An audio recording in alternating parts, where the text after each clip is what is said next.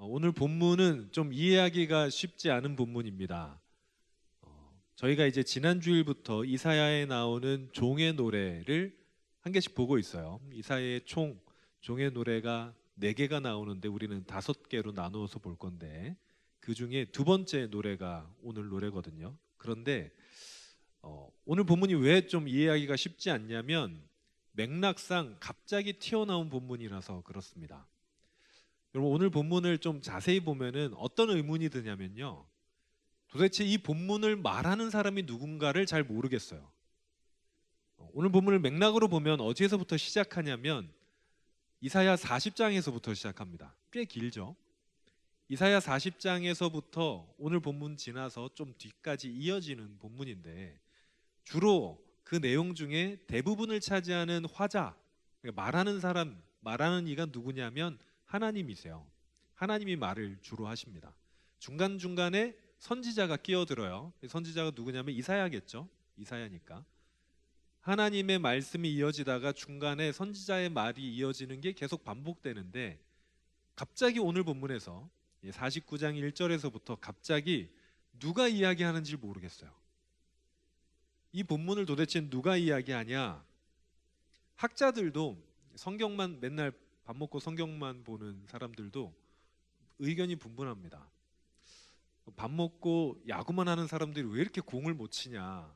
이렇게 우리가 야구 팬들 중에는 이렇게 욕을 하는 경우가 있는데 밥 먹고 성경만 보는 학자들도 이거는 100% 이거다라고 이야기를 하지 못하겠어요. 두 개의 이 가설이 있습니다. 왜냐하면 이게 이것도 맞는 것 같고 저것도 맞는 것 같다라는 어떤 근거들이 있기 때문에 두 개가 있는데 첫 번째 의견은 뭐냐면 이 본문의 화자가 이스라엘 백성이 이야기하는 거다라고 하는 의견입니다. 왜냐하면 본문에서 그렇게 나와 있어요. 자, 오늘 본문 3절에 뭐라고 돼 있냐면 하나님의 말씀이거든요. 너는 나의 종이요 내 영광을 내 속에 나타낼 이스라엘이라 하였느니라. 그러니까 이 화자에게 본문을 말하는 사람에게 하나님께서 이렇게 말했다라고 얘기하는 거예요. 본문을 말하는 사람에게 하나님이 뭐라고 했냐면 너는 이스라엘이다 이렇게 얘기했으니까 이거 이스라엘 민족이 한 거 아니야? 그리고 그렇게 보면은 얼추 이해가 됩니다. 이거 이스라엘 민족이 한 얘기구나. 그런데 문제가 어디서 발생하냐면 6절에서 발생합니다. 6절 하반절을 보면 하나님께서 이 본문을 말하는 화자에게 이렇게 얘기해요. 내가 너를 이방의 빛으로 삼아서 내 구원을 땅끝까지 이르게 하겠다. 이스라엘 민족이 이러지 못했거든요. 하나님이 이렇게 얘기하셨으면 이스라엘 민족이 이방의 빛이 됐어야 되는데 이스라엘 민족은 전혀 이방의 빛이 될 생각이 없었습니다. 그래서 오늘 본문을 통해서 두 번째 의견이 등장해요. 두 번째 가설은 뭐냐면 이 본문의 화자가 메시아구나. 하나님의 종 메시아 너무 잘 어울리잖아요. 예수님이구나. 예수님이 오늘 본문을 종의 노래니까 노래하는 사람이시겠구나 라고 이야기합니다. 왜냐하면 이방의 빛이 된 하나님의 구원을 전 세계에 전파할 수 있는 분은 누구밖에 없습니까? 예수님밖에 없잖아요. 오늘 본문이 예수님 거구나 라고 이야기하자니 앞부분이 좀 걸리는 부분이 있어요. 그래서 이렇게 본문의 화자가 이스라엘이냐 예수님이냐 이렇게 의견이 팽팽하게 맞서고 있습니다. 그러면 누가 오늘 본문의 화자이겠습니까? 하나님은 누구에게 너는 나의 종이요 이스라엘이라고 하셨겠습니까? 이스라엘입니까? 예수님입니까? 한번 생각해 보세요. 누굴까요? 사실 이거는 본문을 미리 읽어오라고 제가 드린 다음에 좀 고민을 해보게 했어야 되는데 너무 또 답이 탁 나오면은 제가 할 게 없잖아요. 그래서 오늘 미리 드리진 않았는데 좀 생각을 해봤으면 좋겠습니다. 먼저 하나님이 이스라엘한테만 말씀하신 걸까요? 그렇진 않은 것 같아요. 그러면 예수님에게만 말한 걸까요? 그것도 아닌 것 같습니다. 그럼 뭔가요? 둘 다에게 말씀하신 것 같아요. 오늘 본문은요, 되게 구약에서도 신비로운 본문입니다. 하나님께서 이스라엘에게도 말씀하신 본문이지만 예수님을 통해서 말씀하신 것이기도 하고 결국은 오늘 우리에게도 말씀하시는 본문이기 때문입니다. 그런데 이스라엘에게 말씀하셨는데 이스라엘은 실패했어요. 예수님이 성공하셨습니다. 오늘 본문 전반부인 1절에서 3절을 같이 보겠습니다. 본문의 화자, 그러니까 하나님의 종은 하나님께 뭐라고 고백하냐면 하나님께서 태에서부터 나를 부르셨고 내가 태어나기 전부터 내 이름을 아셨다. 좀 이상하죠? 이름은 언제 지어집니까, 여러분? 여러분 이름은 언제 지어졌어요? 혹시 이름을 누가 지었는지 아세요, 여러분? 그 이름이 태어나기 전에 지어진 친구도 있겠지만 태어나고 나서 이름이 보통 지어지거든요. 그러면 아니 이름을 기억하실 수가 없잖아. 태어나기 전에 이름이 안 지어졌는데 어떻게 기억해요? 기억은 과거의 일을 기억하는 건데, 이 말이 뭐냐면 하나님이 미리 우리를 아셨다라는 겁니다. 그리고 하나님이 이 화자의 입을 날카롭게 칼같이 만드시고 그늘에 숨기시고 갈고 닦은 화살로 만들어 주셨다. 이건 뭐냐면 준비시켜 주셨다라는 거거든요. 힘있게 하시고 준비를 시켜 주신 거예요. 그러면서 하나님이 이 준비시킨 이 본문의 이 여호와의 종을 하나님의 일꾼으로 삼아 주셨어요. 나의 종이고 내 영광을 내 속에 나타낼 거다, 이렇게 이 얘기를 하셨어요. 자, 이러면 하나님이 이렇게 말씀하셨으면 어떤 응답이 돼야 되겠습니까, 여러분? 주로 감사합니다, 뭐 이런 응답이 돼야 될 텐데 좀 그렇지 않은 것 같습니다. 뒷부분을 보면 여러분, 우리가 오늘 3.1절인데 오늘 본문의 배경도 그때랑 좀 비슷해요. 오늘 본문의 배경은 이스라엘이 포로로 잡혀 있는 환경입니다. 그래서 이들은 그냥 살고 있는 데가 식민지가 되는 것을 넘어서 살고 있는 곳에서 옮겨져서 다른 곳에 포로로 잡혀 있는 상황이에요. 가나안 땅에 살고 있지 않습니다. 고향은 가나안 땅이었는데 바벨론 땅으로 잡혀가서 거기서 살고 있어요. 그러면서 계속해서 돌아갈 것을 바라고 있었습니다. 그런데 어느 날 갑자기 구원이 이루어진 상황에서 오늘 본문이 나오는 거거든요. 자, 오늘 본문 4절을 같이 보겠습니다. 4절을 보시면 이제 이 여호와의 종이 하나님께 대답을 하는 거예요. 대답하는데 뭐라고 얘기하냐면 막 날카롭게 하나님께서 준비시켜 줬고 공부도 열심히 했고 뭐 군사적으로도 뭔가 이렇게 준비를 했는데 내가 헛되이 수고하였으며 무익하게 공연히 내 힘을 다하였도다 라고 이야기합니다. 왜냐하면 이스라엘이 힘을 쓴 적이 없어요. 구원하기까지. 이스라엘이 포로에서 갑자기 70년 만에 돌아오거든요. 그런데 이스라엘이 노력해서 돌아왔을까요? 어느 날 갑자기 돌아오게 됐을까요? 잘 모르시나요? 어느 날 갑자기. 이스라엘이 독립운동을 해서 돌아온 게 아니에요. 이스라엘이 뭔가 정치적인 어떤 노력을 하지도 않았고요. 군사적인 노력을 통해서 돌아온 게 아닙니다. 어느 날 갑자기 고레스라는 사람이 바벨론의 왕인데 너네 돌아가면 돼. 그래서 돌아가게 된 거예요.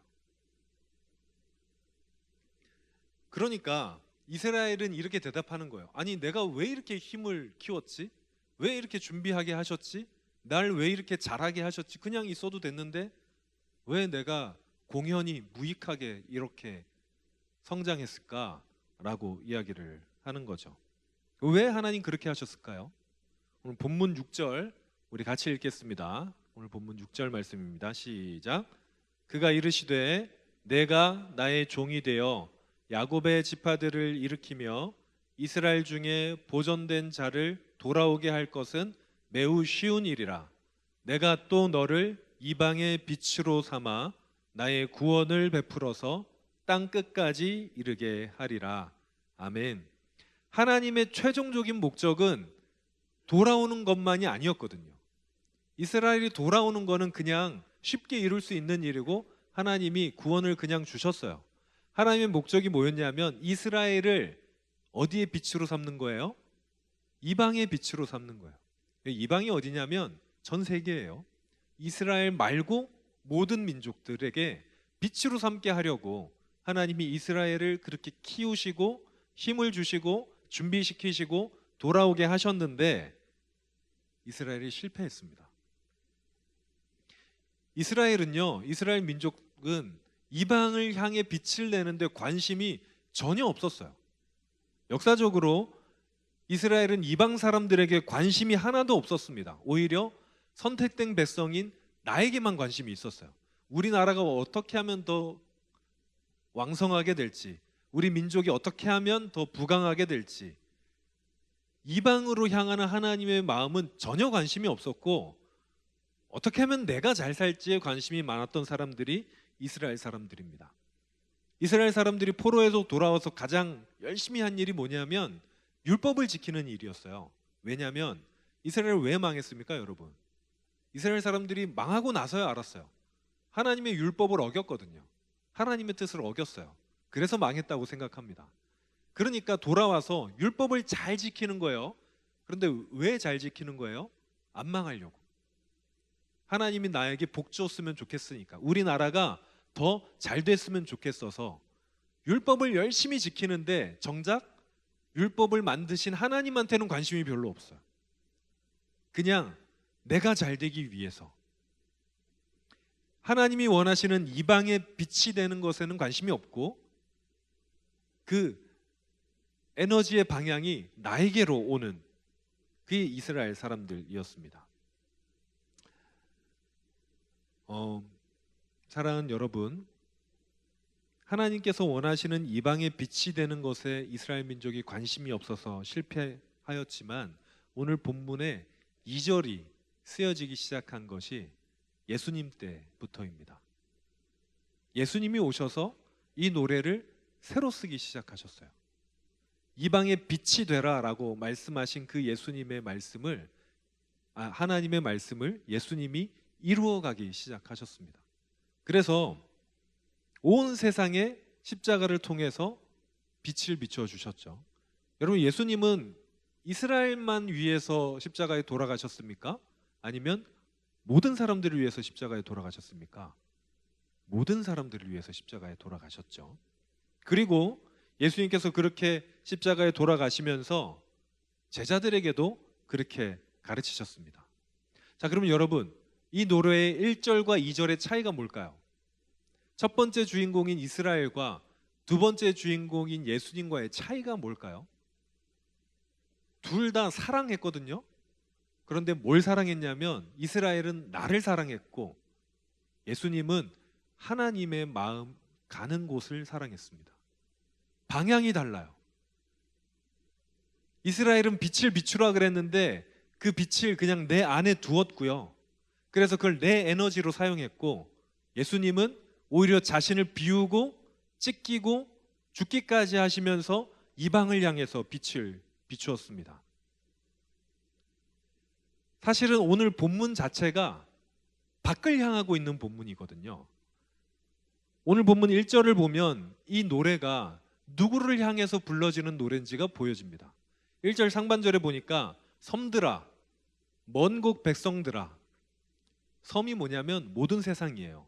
이 당시에 섬들아라고 부르면 모든 세상을 말합니다. 섬들과 먼 곳의 백성들을 향해서 불려지는 노래가 이 노래예요. 그런데 이스라엘은 그러지 못했죠. 하나님이 종을 세운 이유가 아직 하나님을 알지 못하는 사람들을 위해서 세웠는데, 정작 하나님의 사람들이라는 이스라엘 백성은 자신들만 생각했어요. 오히려 이방인들과 상종하지 않았습니다. 같이 먹지도 않았어요. 말도 썩거려 하지 않았습니다. 그냥 우리들만 잘 살려고 했었죠. 그것을 깨트리신 분이 누구시냐면 예수님이십니다. 어느 날 산에서 예수님께서 제자들을 가르치실 때 여기에 대해서 말씀하신 적이 있습니다. 마태복음 5장에 보니까 예수님께서 뭐라고 얘기하시냐면 너희는 세상의 뭐다? 빛이다. 그러면서 그 빛을, 등불을 켜서 말 안에, 여기 제가 몇 번 설명했죠. 이 말은 그릇입니다. 그 몇 대보다 더 큰 몇 말 할 때 그 말이에요. 말 아래 이렇게 뚜껑을 덮어서 놓으면 빛이 안 비치잖아요. 누가 그러고 있었던 거예요? 이스라엘 사람들이 그러고 있었어요.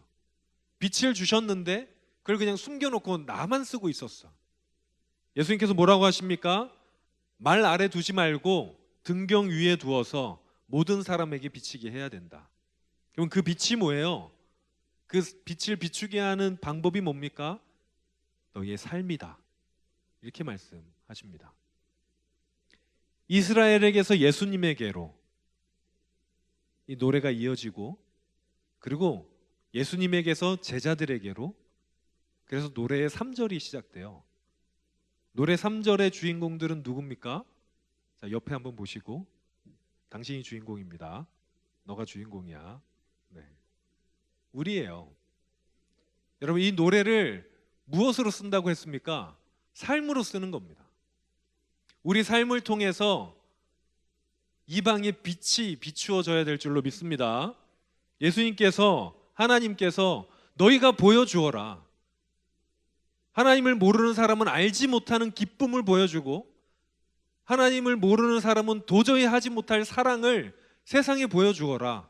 이렇게 얘기하시는 겁니다.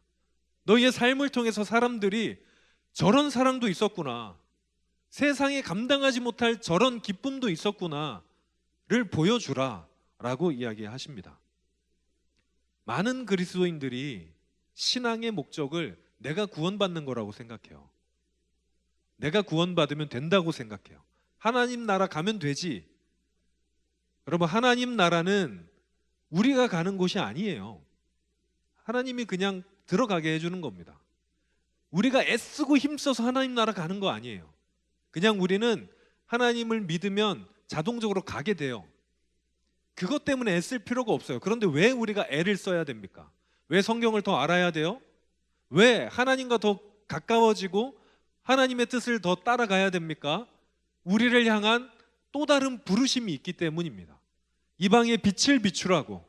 너희가 할 일은 그것이라고. 너희의 구원은 내가 해줄게. 너희를 구원하는 것은 내가 할 일이야.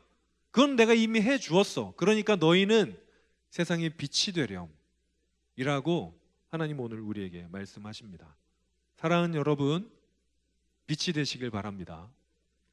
세상의 빛이 되시길 바랍니다. 이 어두운 세상에 하나님을 알리고 하나님의 사랑을 보여주고 하나님만이 주실 수 있는 기쁨을 여러분 삶에서 보여주세요. 여러분, 세상의 빛이 되는 삶은요, 너무 그렇게 진지해야 되지만 슬픈 삶이 아니에요. 여러분, 이 세상 누가 슬프고 고난스러운 삶을 쫓아가고 싶겠습니까? 그걸 누가 빛이라고 하겠어요? 어둠이라고 하겠지. 여러분의 삶이 하나님으로 기쁘시길 바랍니다. 그리고 올바르시길 바랍니다. 빛은 바른 거예요. 여러분의 삶이 올바라야 합니다. 세상의 길과는 조금 다를 수도 있어야 합니다. 그러니 여러분, 우리는 언젠가 주님을 만날 겁니다. 그렇잖아요? 이 세상 마지막 때에 언젠가 주님 앞에 우리가 나갈 거예요. 그리고 그때는 언제냐면 이 땅에 온전히 하나님의 나라가 이루어지는 때일 겁니다. 그때 우리가, 하나님께서 우리를 뭐라고 부르시냐면, 그때 너 옆에 사람이 소외되지 않도록 도와주렴. 너희만 여기 있지 말고 아직도 이 나라에 들어오지 못하는, 몰라서 들어오지 못하고 자신의 그 모든 죄에서 벗어나지 못해서 이곳에 들어오지 못하는 사람들에게 너희가 그들을 도와주면 안 되겠냐고 오늘도 우리를 부르십니다. 그 부르심에, 네 하나님, 제가 그들에게 작지만 촛불 같지만 핸드폰 불빛처럼 좀 어둡지만 그래도 빛이 한번 돼보겠습니다 라고 결단하는 우리 모두 되기를 바랍니다. 찬양팀 앞으로 좀 나와주시고요. 사랑하는 여러분, 우리 사순절을 지내면서 우리가 해야 될 고백이 이런 것 같아요. 주님, 우리의 삶을 통해서 하나님의 뜻이 이루어지기를 바랍니다. 그렇게 우리가 주님을 닮아가는 거죠. 사순절은 주님을 기억하는 시간입니다. 주님을 닮아가는 시간인 거죠.